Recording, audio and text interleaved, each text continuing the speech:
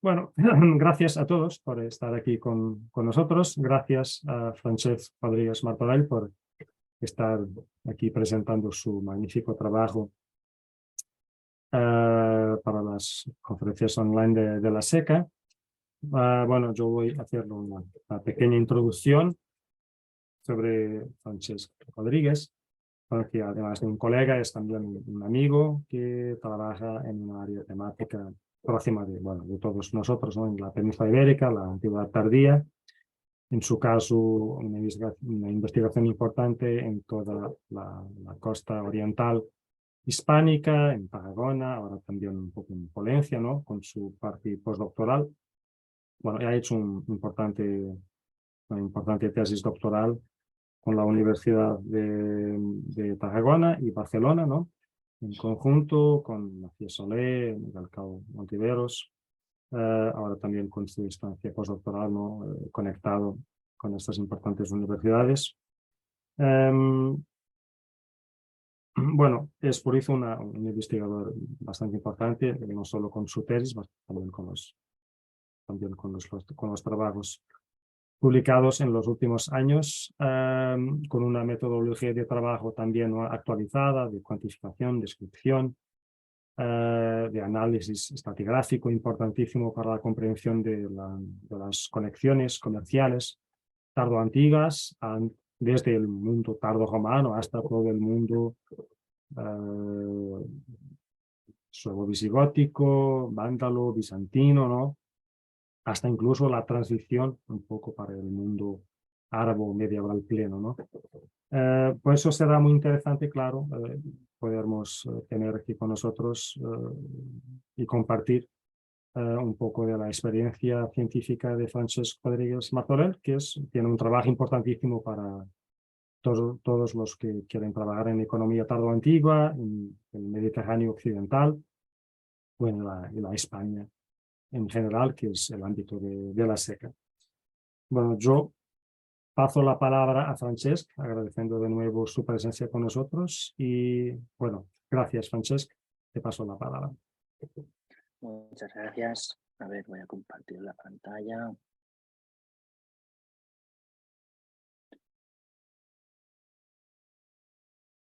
¿Me podéis decir si lo veis bien? No hay ningún fallo, perfecto. Vale, pues bien, buenas tardes a todas y a todos. En primer lugar, quisiera agradecer, como se merece, a la SECA la oportunidad de poder presentar hoy aquí algunos de los resultados que estamos llevando a cabo en Tarragona sobre el conocimiento cerámico del puerto entre los siglos VII y VIII. Por las limitaciones obvias de una presentación de estas características, no podremos mostrarles todos los avances que hemos ido generando a lo largo de mi tesis doctoral y de este contrato postdoctoral que ahora mismo citaba. Les dejo en la pantalla un enlace por si quieren conocer más detalles al respecto de esta tesis y me gustaría plantear en este ratito que tenemos una visión lo más amplia posible que muestre los diferentes materiales cerámicos que poco a poco vamos conociendo en el puerto de Tarragona. Antes que nada, y para aquel o aquella que no estén familiarizados con el caso de Tarragona, decir que durante el siglo V la Tárraco-romana fue la última capital hispana bajo dominio imperial romano y que durante la ocupación bizantina del sureste peninsular, la Tarracona visigoda puede considerarse como uno de los principales y más importantes enclaves portuarios del Reino de Toledo, en la costa mediterránea, obviamente. A lo largo de este rato vamos a tratar de justificar esta afirmación con las diferentes informaciones que actualmente poseemos. Decir también que antes de nada quisiera poner en valor el análisis ceramológico hecho en Tarragona, una de las disciplinas arqueológicas más activas y más longevas en la ciudad. Desde los años 60 y sobre todo a partir de los 80, a la par que con el desarrollo de la arqueología urbana en la ciudad, se han ido generando un importante bagaje informativo que permite encadenar prácticamente más de 11 siglos de historia cerámica ininterrumpida. Si centramos la atención en el periodo tardoantiguo, merece una atención especial los estudios que se muestran aquí en la pantalla Estos son la publicación de Simon Key en 1984, el estudio del vertedero de la calle Vilarroma, hecho por el Taller Escola de Arqueología de Tarragona en 1989, y las tesis doctorales de Xavier Aquilhué, Josep María Macías y Josep Antón Remula.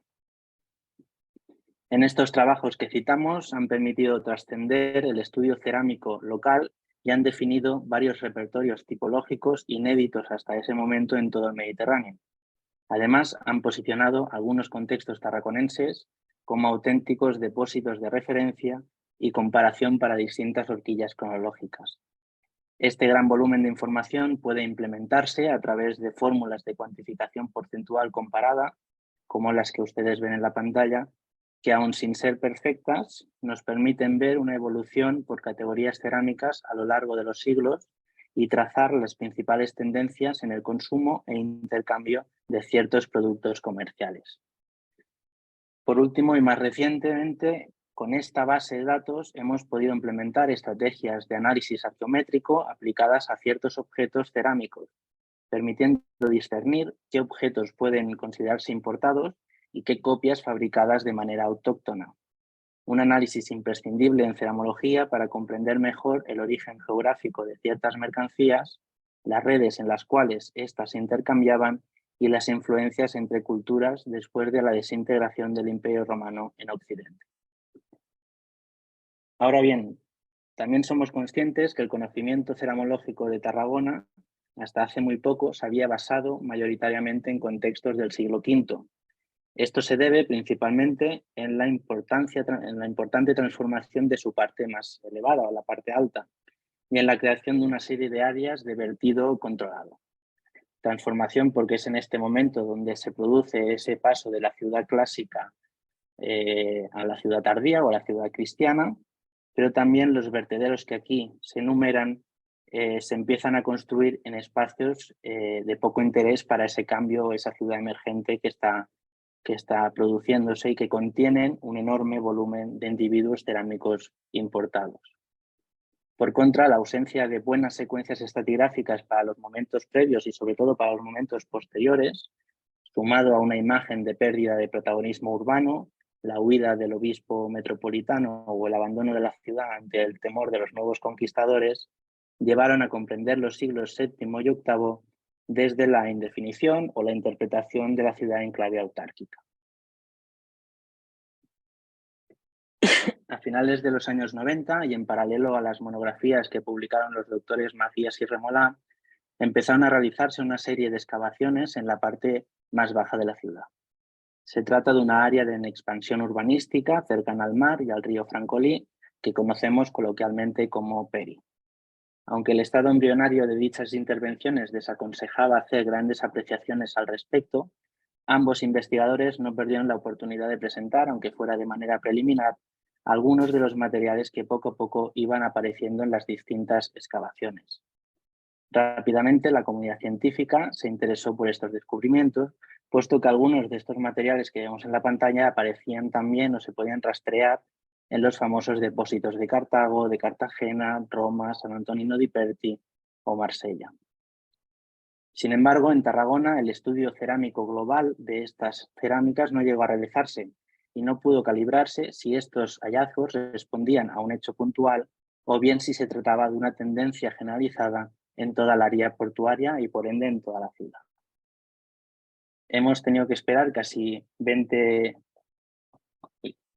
años para poder dar respuesta a estas cuestiones, no solo con nuestra investigación cerámica, sino también con la presentación de un estudio en profundidad de esta evolución urbana de esta zona, tanto a nivel estratigráfico como a nivel arquitectónico, de la mano de la doctora Dalas Heras. Ambos estudios han permitido apuntar que tras la destacada fase urbanística producida en torno al siglo V, a partir de mediados del siglo VII, se asiste a la génesis de un nuevo modelo urbanístico, bien diferenciado del anterior, en el cual se concentran en primera línea de costa amplias construcciones asociadas al servicio portuario, al servicio comercial y al servicio productivo.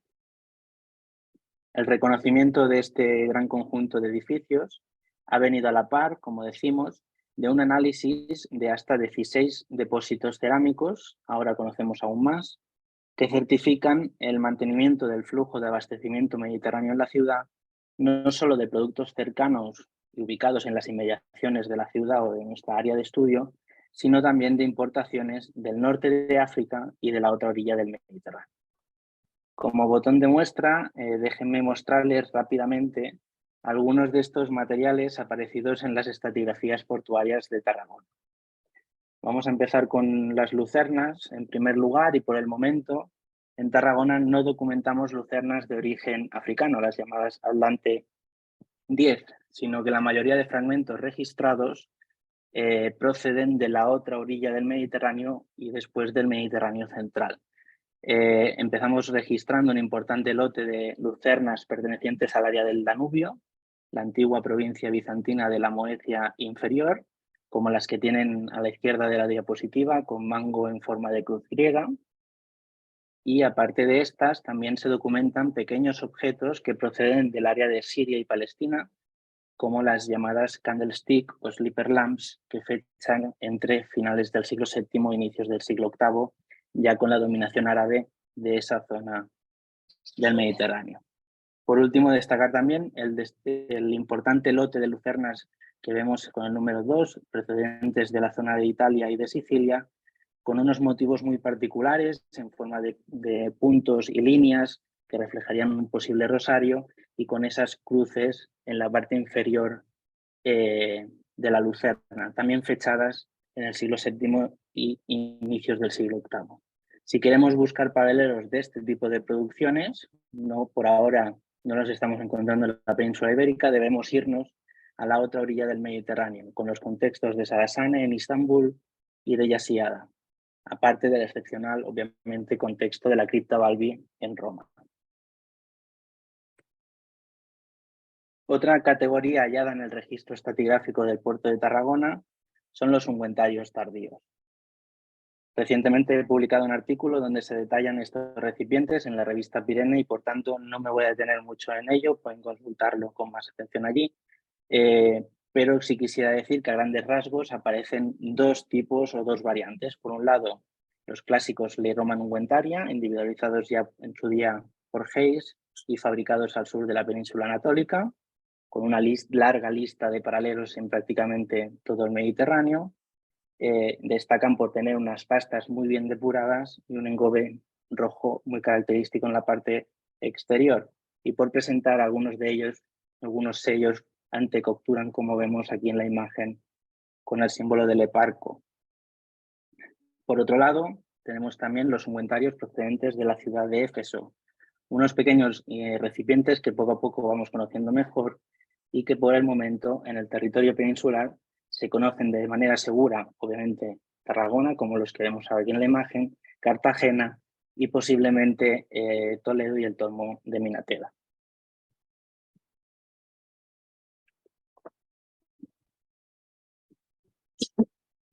Pasemos ahora a la vajilla de mesa. Decir que obviamente en estas categorías, en esta cronología, solemos encontrar siempre la Perra sigillata o la African Red Slipware D, concretamente los tipos que ven en la imagen, en la pantalla, y que se documentan también, como decimos, en los principales contextos del Mediterráneo, ¿no? La GEIS 91D, la GEIS 99CD, que tenemos algunas dudas al respecto de si es asociarlas a tipologías más tardías o no, la GEIS 105 con sus múltiples variantes, la 106 o la 109 con las variantes más tardías de la B y la C. Decir que obviamente se tratan de boles, platos, cuencos y morteros bien tipificados por Hayes, y no solo se encuentran los conocidos centros productivos de El Marine o Udna, sino también en otros enclaves que aún la arqueología no ha podido rastrear y que poco a poco con la arqueometría intentamos resolver. Aquí tiene una imagen de algunas fábricas de algunos individuos registrados. Y decir también que esta categoría en este momento no tiene el peso que pudo tener, por ejemplo, en el siglo V. Ahora tiene un peso muy limitado y muy menor con respecto a otras categorías cerámicas. El impacto de esta categoría en Tarragona es básicamente como las cerámicas comunes y de cocina importadas, que veremos a continuación. Pero sin embargo es de destacar que todavía en esta fecha tan tardía las gentes de Tarragona seguían queriendo comprar y utilizar esta clase de objetos, ya sea por prestigio o por seguir ligados a esa línea o esa tradición romana que tanto ha caracterizado la propia ciudad. Por lo que se refiere a las ánforas, en Tarragona detectamos varios recipientes procedentes de la otra orilla del Mediterráneo, ¿no? Existen múltiples centros productores y prácticamente en cada isla o zona costera del Mediterráneo oriental puede albergar un centro importante o varios talleres productores. Entre los contenedores más comunes en Tarragona podemos enumerar las llamadas Le Roman Ánfora 1 y 2, como ven en la imagen, pero también obviamente la 4, la 5, la 6 o la 7. Los recipientes más comunes en Tarragona acostumbran a ser la Ley Roman 1 y la Ley Roman 5, aunque también destaca un importante conjunto de Ley Roman 4, la variante C, la más tardía, procedente del área de Gaza o Palestina, como este ejemplar que mostramos en la pantalla a la izquierda de todo y que incorpora un Titulus Pictus en tinta roja. Las Ley Roman 4 acostumbran a tener los Titulus Pictus en la parte central de la ánfora, no en la parte superior. Esto parece ser una excepción y no tenemos muy claro a qué hace referencia este Titulus Pictus, pero creemos que podría hacer alusión a un monograma de algún tipo de santo o patrón de algún monasterio del lugar. Ahora bien, si hablamos de ánforas y hablamos de Tarragona, debemos trasladarnos y hablar de las ánforas procedentes del norte de África. De esta zona vienen contenedores de distintos tamaños y módulos, los que ha llevado a pensar en que podían distribuirse diferentes contenidos y distintas calidades del contenido. Como bien recuerda siempre el profesor Michel Bonifay, si bien el conocimiento de la tipología y la producción de estos recipientes es cada vez mejor, aún no estamos en condiciones de conocer el contenido albergado, solo esbozar posibilidades, ¿no? A partir de esa triple tríada de aceite, vino, salazones, intentar ver posibilidades, pero como digo, nada es concluyente. El primer módulo de ánforas que encontramos en Tarragona es este que tenemos a la izquierda de la imagen, el de los pequeños recipientes conocidos como espatella o spatellum, concretamente el tipo 3, el más tardío, y las subvariantes B y C. Sus dimensiones son bastante ridículas si los comparamos con otro tipo de ánforas. No llega ni al litro de capacidad, un hecho que nos hace decantarnos también por un contenido de calidad y dirigido a un público bastante concreto. Jean-Luc Fournet ha propuesto, en base a un hallazgo en Egipto, que podría contener salsas de pescado, pero no excluimos algún tipo de aceite o vino preciado. El segundo módulo de ánfora africano es el cilíndrico de grandes dimensiones, obviamente con el tipo Case 61 a la cabeza. Para este tipo de recipientes se ha calculado un volumen de más de 90 litros de capacidad, cada una de ellas, y tal vez pueda relacionarse con el aceite para cocinar o para iluminar los espacios. Para que nos hagamos una idea de la cantidad que supone 90 litros de capacidad, las Case 62, sus predecesoras en el siglo VI, conservaban una capacidad en torno a 62-65 litros. Debemos retrotraernos prácticamente hasta las Case 35 en el siglo V para encontrar unas ánforas con una capacidad similar. Este dato también nos tiene que poner sobre aviso en cuanto al aumento de capacidad productiva y exportadora agrícola del norte de África, ¿no? Si queremos, podemos hablarlo después en el debate después de la presentación. El tercer módulo es el de las ánforas de mediano tamaño, como la Key 8A, la Key 50 o la Orlo Afaiche Bonifay tipo 52, que tienen ustedes en medio de la diapositiva. Unos recipientes que aún se encuentran muy mal definidos en todo el Mediterráneo. Conocemos algunos elementos característicos en la tipología que nos permiten advertir que nos estamos refiriendo a estos tipos, ¿no? La configuración del labio, la configuración del pivote, pero no conservamos ningún tipo entero o medianamente entero que nos pueda dar más información al respecto. En este sentido, algunos investigadores, como Giovanni Murialdo, para el caso de San Antonino di Perti en Italia, han hipotetizado que estos recipientes de menor tamaño sucederían a los grandes recipientes tipo K61 y, por tanto, quizá existió una reducción en el número de litros almacenados en cada una de esas ánforas exportadas del norte de África. Sin embargo, este dato no puede corroborarse en Tarragona y, por lo que parece desprenderse de sitios como Arles o Roma, tampoco, puesto que ambos módulos, la K61 y la 8A50 Orlo di Fasce, se encuentran en la misma estratigrafía y funcionan a la par durante la segunda mitad del siglo VII en adelante. En mi opinión, sobre este tema y a la espera de que puedan hacerse analíticas sobre el contenido albergado en todos los tipos ánforicos mencionados, creo que debemos considerar más la idea de traer distintos contenidos o distinta calidad dentro de cada contenido. El módulo no creo que sea importante para una evolución cronotipológica del recipiente, ¿no? Existen todas estas variantes en un mismo momento.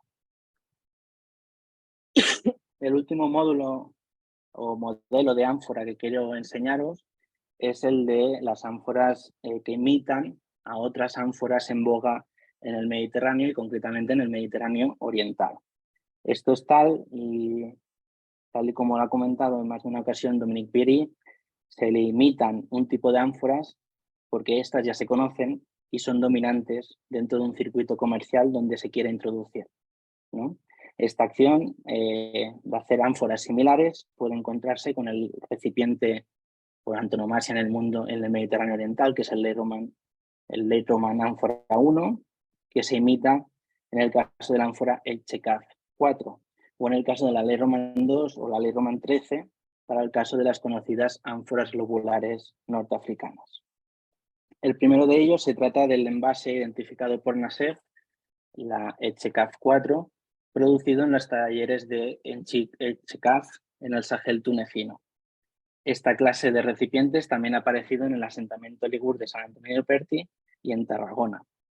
La investigadora identificó su producción a partir del año 580 en adelante, aunque que en Tarragona y en San Antonino de Perti, que yo sepa, aparecen reconocibles en la estratigrafía claramente vinculadas no tanto a finales del siglo VI, sino ya en el siglo VII. Por otro lado, también tenemos que hacer alusión a los tipos globulares sistematizados por el profesor Michel Bonifay, las globulares 3, 2 y 4.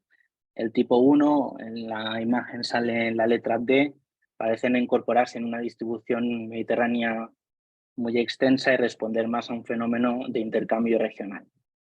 Por tanto, no lo vamos a analizar en esta conferencia. En Tarragona, como vemos en la diapositiva, se puede reconocer con claridad los envases globulares tipo 2 y tipo 3. Ahora entraremos a verlos con más detenimiento, pero antes de entrar a analizarlos y como novedad de última hora, de las últimas visitas que he estado en Tarragona, déjenme decir que creo haber identificado un ejemplar que podemos asociar al tipo globular 4. Falta comprobarlo, pero en un principio así lo vemos. Después, si queremos, podemos debatir un poco más sobre el tema. Si fuera cierta esta identificación, podemos constatar como por primera vez y fuera de Túnez, este tipo de envase, fechado en el siglo VIII, se distribuye por el Mediterráneo. Por ahora ni en Cartago, ni en Roma, ni en otro gran centro consumidor del Mediterráneo aparecido. Este envase globular, como decimos, fechado en el siglo VIII, se ha localizado en un centro de consumo no bizantino, tanto visigodo, o quizá no, quizá ya deberíamos hablar de la Madina Tarracuna ya en época árabe. Habrá que verlo con detenimiento. Por ahora volvamos a los recipientes globulares claros, los globulares tipo 2 y tipo 3, pero tengamos esta imagen en la cabeza porque en el futuro, no solo en Tarragona obviamente, aparecerán en otros lugares, ¿no? Con respecto al recipiente de globular tipo 3, también llamado ahora, anteriormente ánfora Castrum Perti, por su hallazgo en el yacimiento Ligur, Parece ser un contenedor original del norte de África con un esquema bastante estandarizado. Según se revela en el estudio arqueométrico hecho por Michel Bonifay y Claudio Capelli, su origen se debe o debería situarse también en el Sahel tunecino, mientras que Nassef ya recientemente pudo individualizar un centro productivo llamado Mognine II, para diferenciarlo del conocido Mognine, y los ejemplos documentados en Tarragona parecen asimilarse claramente, lo vemos abajo en la imagen pequeñito, con el ejemplar conocido de la cripta Balbi en Roma, ¿no? Con fábricas muy parecidas también al Sahel tunecino. Para el caso del contenedor globular tipo 2, la verdad es que decir que esta clase de recipientes está muy mal definido y merece un estudio más exhaustivo a nivel general. En Tarragona, esto puede ser una llave importante para entender mejor este contenedor, puesto que en sus estratigrafías se ha revelado un excelente número de individuos con distintos perfiles, algunos los podéis ver en la imagen, que aún no somos capaces de calibrar, pero que por diferentes elementos morfotipológicos podemos asociar dentro de esta gran tipología. Por el momento, como decimos, no podemos decir gran cosa, hace falta el estudio en más profundidad, que es lo que intentamos llevar a cabo estos años. Solamente podemos decir que el estudio arqueométrico de esta clase de ánforas sitúa la producción cercana al área de Nabel, con unas fábricas muy parecidas a las constatadas en envases tipo Spatellon tipo 3, ¿no? Aquí pueden ver algunas imágenes de las ánforas que estamos documentando también en el área de Tarragona. Para ir cerrando este repaso de los distintos materiales cerámicos entre los siglos VII y VIII, quisiera detenerme ahora en las cerámicas comunes y de cocina, puesto que también detectamos un interesante conjunto de recipientes importados, si no mis directores de tesis se enfadarían también, de amplias zonas del Mediterráneo. Es bien conocida la exportación de morteros africanos con visera a partir del siglo IV, aunque hasta hace bien poco parecía que su distribución parecía estancarse a lo largo del siglo VI. Sin embargo, hoy en día mantenemos ciertas dudas al respecto y más pudiendo observar la supervivencia de algunas formas africanas en Tarragona, como las que pueden ustedes ver en la imagen a la izquierda, la que hemos podido clasificar como Cartage Class 1C. Se trata de un mortero con visera corta y atrofiada, paredes bastante finas y de poco grosor. En apariencia podrían parecerse un mortero de vajilla fina de mesa, como los que tenemos muy similares a los Frangipols que tenemos a la derecha, en la cripta Balbi y en la propia Tarragona. Sin embargo, a diferencia de estos, destaca por no incorporar engobe o revestimiento en el interior, sí en la parte exterior y muy desgastada. La fábrica de estos ejemplares recuerda mucho a las Hayes 99, algo lógico por otra parte, ya que varios desechos de producción han aparecido en el horno 1 de las termas Laví en Oduna. Junto a esta producción de morteros africanos, también tenemos, de mortero africano 1C, tenemos la Cartage Class 2, puesto tardío porque considero que se parece más, pero no podemos identificar claramente en qué punto podemos localizar esta pieza, parece en un contexto más residual.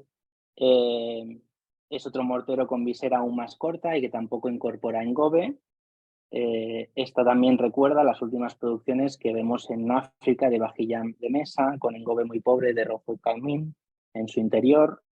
De hecho, la fábrica de este mortero en cerámica común es idéntica a las llamadas D4 identificadas en su día por Michel Bonifay. Las otras importaciones a destacar en el área de Tarragona vienen de la cerámica de cocina o asociadas al fuego, como la conocida Fulford Casserole 35, una olla de grandes dimensiones que ya Bachmann y Tregea sugirieron mediante análisis arqueométrico un posible origen en la zona de Éfeso o la zona de Asia Menor. Este recipiente, que conserva un perfil particular y una amplia evolución, ha sido detectado en estratigrafías incluidas en Tarragona a lo largo del siglo V hasta el siglo VII y incorpora una fase tardía, como la que vemos en la imagen, con algunos asentamientos que podemos considerar una fase más tardía, junto con Tarragona.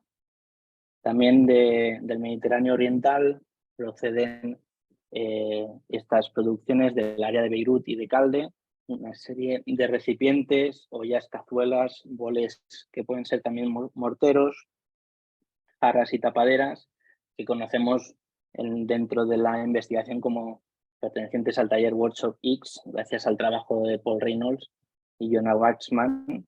Es de interés constatar que estos materiales aparecen en Tarragona, algo inédito hasta el momento, y que aparecen a partir de la segunda mitad del siglo VII.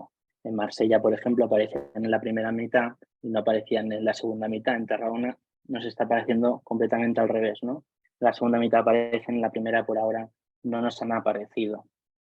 Pero claro, si hablamos de ollas procedentes del Mediterráneo Oriental, la que destaca por encima de del resto de las estratigrafías de Tarragona es la conocida como Salasane Cookingware 3B. Con un perfil muy característico, dispone un borde recto y alargado, diferenciado del resto de la pared, con dos destacados resaltes en la parte interna para colocar una tapadera y que aísle completamente el contenido albergado en su interior. Aquí podemos ver unas distintas imágenes de diferentes enclaves con esta representación de esta olla característica. En Tarragona, esta producción se ha convertido casi en un verdadero fósil director que nos permite discernir claramente qué estratigrafías pueden datarse a partir de la segunda mitad del siglo VII en adelante.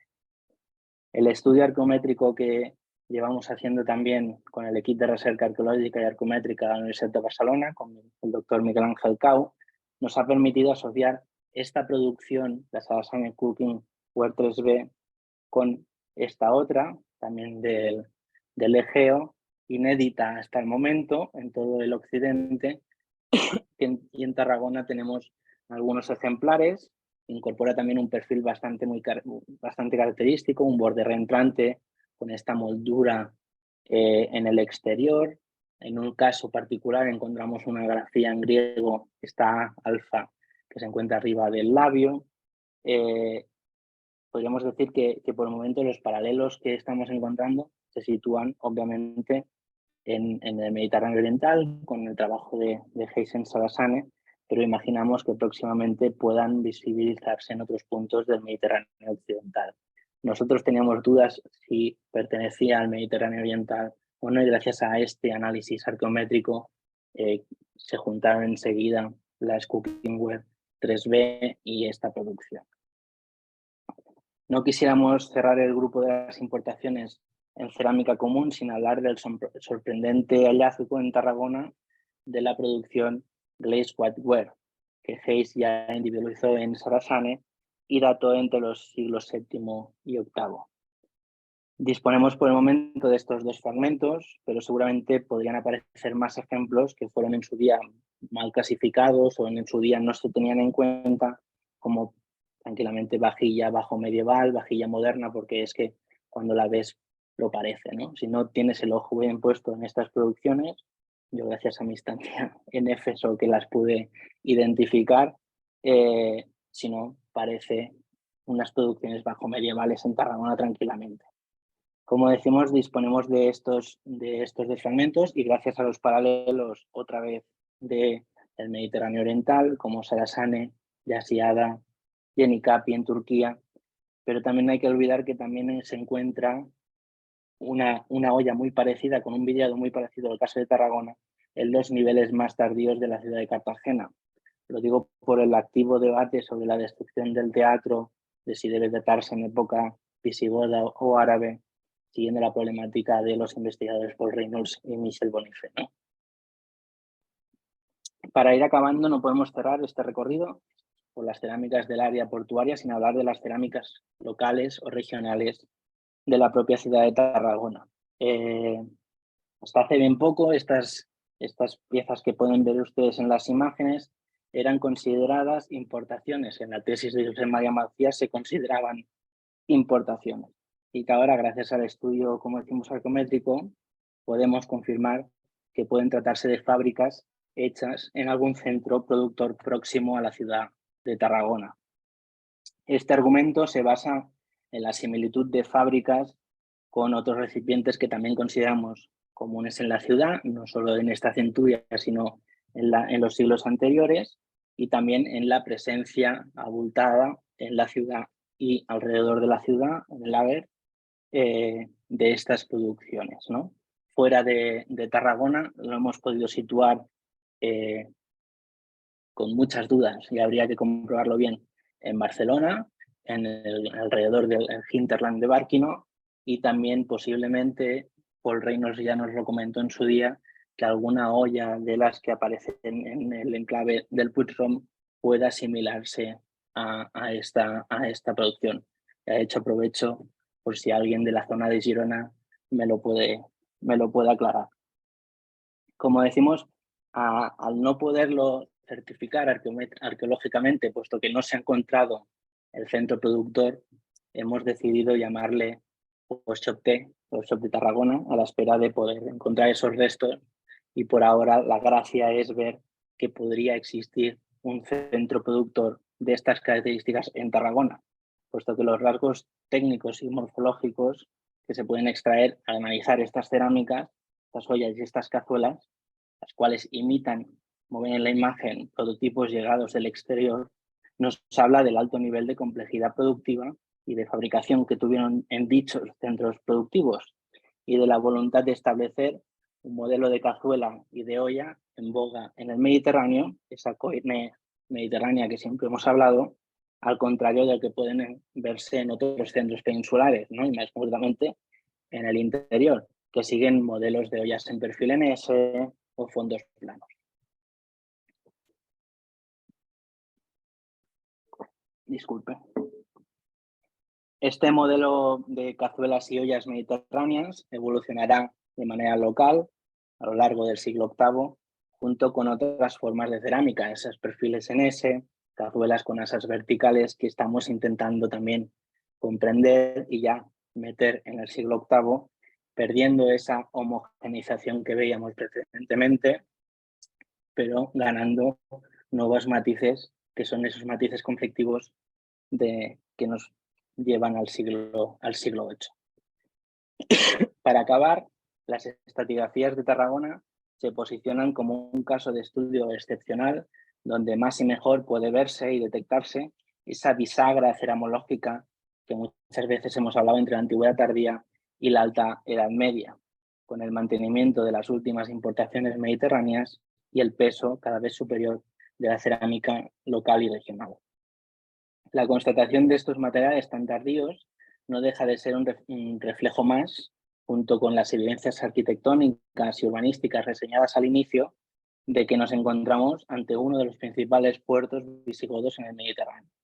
Recordemos, Tarragona no fue bizantina, estuvo cerca o en la órbita constantinopolitana, y seguramente quedó influenciada de estas corrientes que venían de la otra orilla del Mediterráneo, pero era visigoda.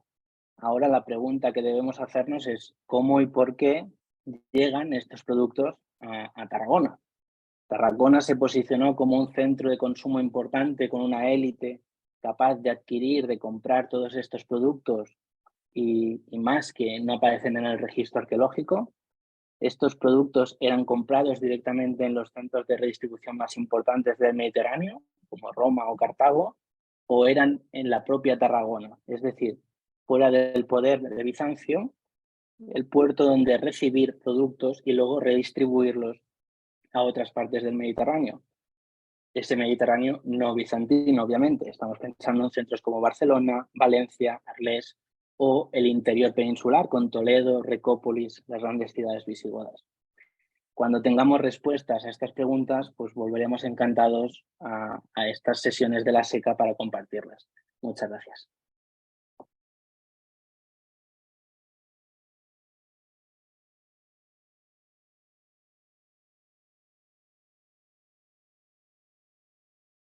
Gracias, Sánchez.